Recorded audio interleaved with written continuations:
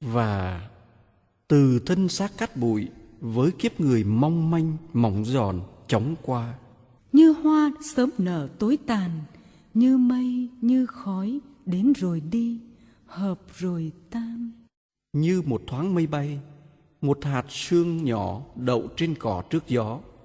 Có là gì? Có là gì đâu? Mọi người tự hỏi, chúng ta đã dùng thời gian trên cõi đời này để làm những việc cần làm, đã phụng sự, ca ngợi, cảm tạ Thiên Chúa đủ chưa?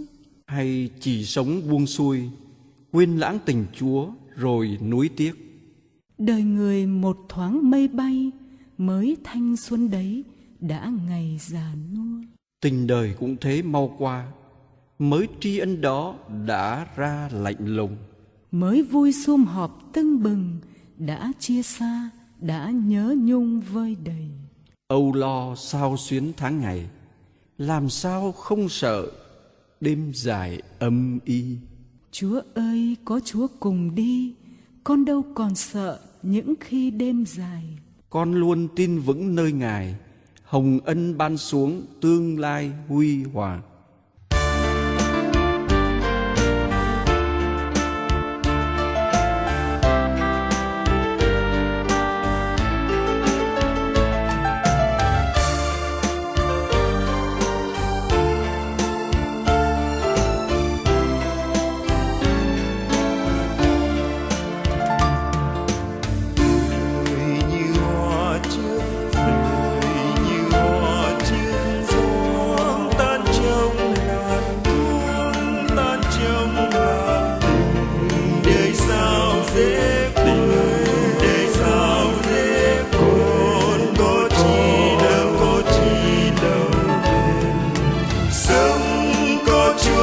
Con cùng đi hôm mai, tình Ngài đâu dễ nhạt phai.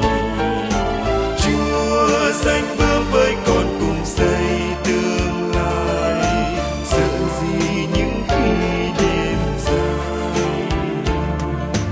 Tuổi thanh xuân sắc, tuổi thanh xuân sắc sẽ có lúc già sẽ.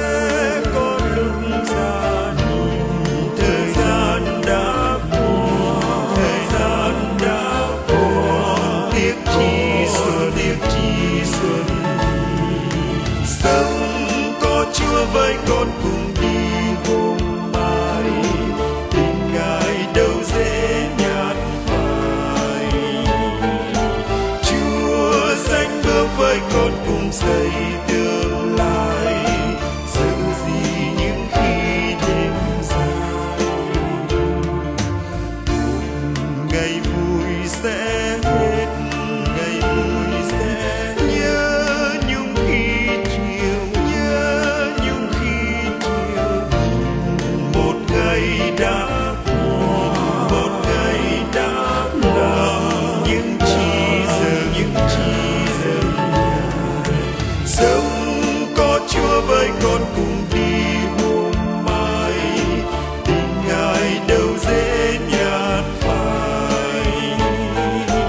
Chúa sánh bước với con cùng xây tương lai, sợ gì những khi đêm dài.